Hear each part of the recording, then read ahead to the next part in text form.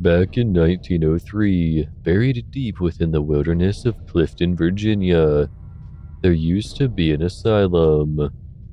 Pretty soon after the Civil War, people started inhabiting the area, around 300 or so population-wise.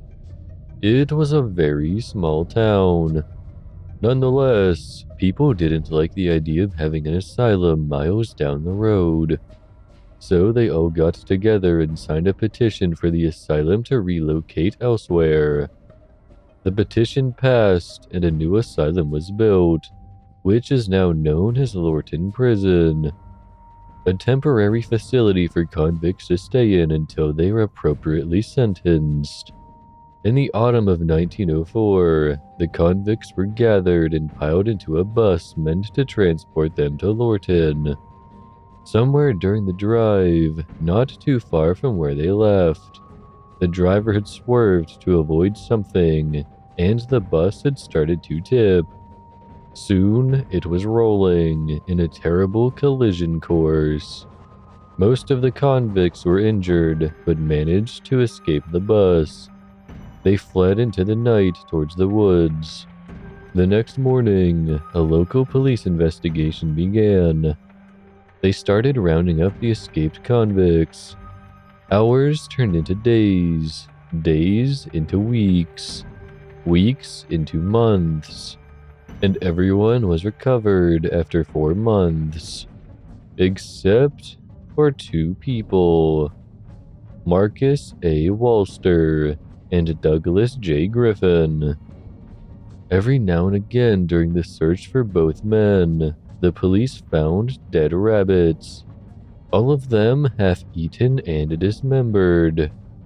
Finally, they located Marcus, dead by the Fairfax Station Bridge, now known as Bunnyman's Bridge. In his hand, he held a man-made hammer-knife-like tool with a sharp rock as the head and a sturdy branch as the handle. They thought nothing of it and didn't care how he died, only that he was apprehended and they no longer had to worry about him. They named Marcus the Bunnyman, as they believed he and his tool were responsible for the abundance of deceased wildlife. Later on, they would realize they had assigned the moniker to the wrong person. Still searching for Douglas, they kept on finding dead half-eaten rabbits. Eventually, they gave Douglas the Bunnyman title instead. Months passed by, and the police gave up their search. Everybody assumed the Bunnyman was dead by now, if not gone.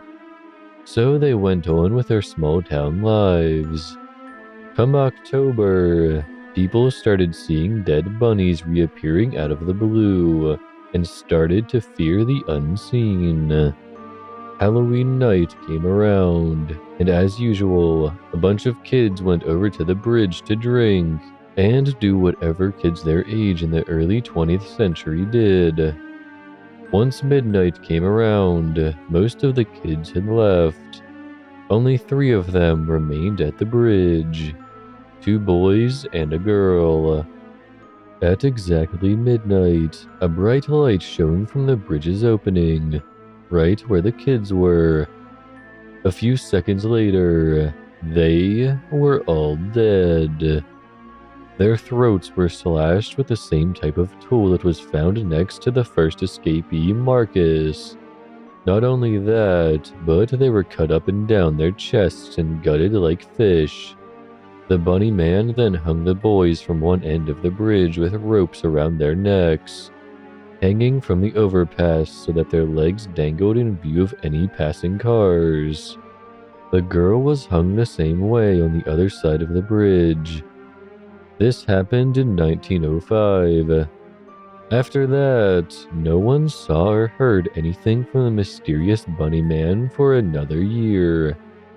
Halloween 1906 was approaching, and parents as well as the teens in Clifton still remembered the incident that had occurred 1 year ago at the bridge. His bridge. The Bunnyman's bridge. That night, several teens were at the bridge right before midnight. Thinking little of it, 6 remained inside while 1, Adrian Hitala, remained a good distance away, hoping to have enough time to escape if the same thing happened again. She was the only one to witness a dim light walking the railroad track just before midnight, stopping right above the bridge as the clock turned 12, then disappearing at the same time that a bright flash came from inside. She heard the deafening sounds of terrified screaming coming from within the bridge. It lasted only seconds. Moments later, the teens were all hung from one end of the bridge, in the same way as the corpses a year earlier. Horrified, Adrian ran home and refused to tell all of what she saw. She could only spatter words and incoherent mumblings that the people of her town had to piece together to decipher her story. No one understood it or believed her. They charged her with the teens' murders and locked her up in the asylum of Lorton. In 1913, the same thing happened. 9 teenagers this time, on a Halloween night once again. Adrian was still locked up. They dropped her sentence, but it was too late. The insanity had finally conquered her. Even if she was released, she was too far gone to have a normal life. So she spent her remaining years in the asylum until she finally died in 1953 of reported shock. No one knows what exactly caused said shock, but supposedly she died in her sleep, dreaming of that one dreaded night. Perhaps the Bunnyman finally got to her. More murders were to take place.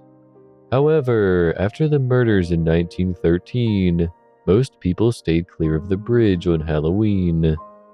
When 1943 rolled around, 6 teenagers went strolling out to the bridge on Halloween night. A couple hours later, all of them were dead, the same way as all the others.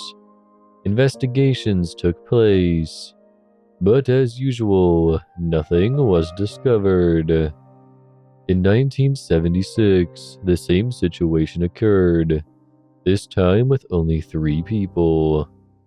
The only other incident that has occurred since then was in 1987. Janet Charlatier was enjoying the night with her 4 friends. Halloween had finally come, and they had gone out driving to enjoy the night after invading their children's candy bags. They had settled around 11 p.m. at the bridge, waiting for midnight to come. They didn't believe in the myth, so they decided to see it for themselves, and were the only ones who actually withstood the Bunnyman.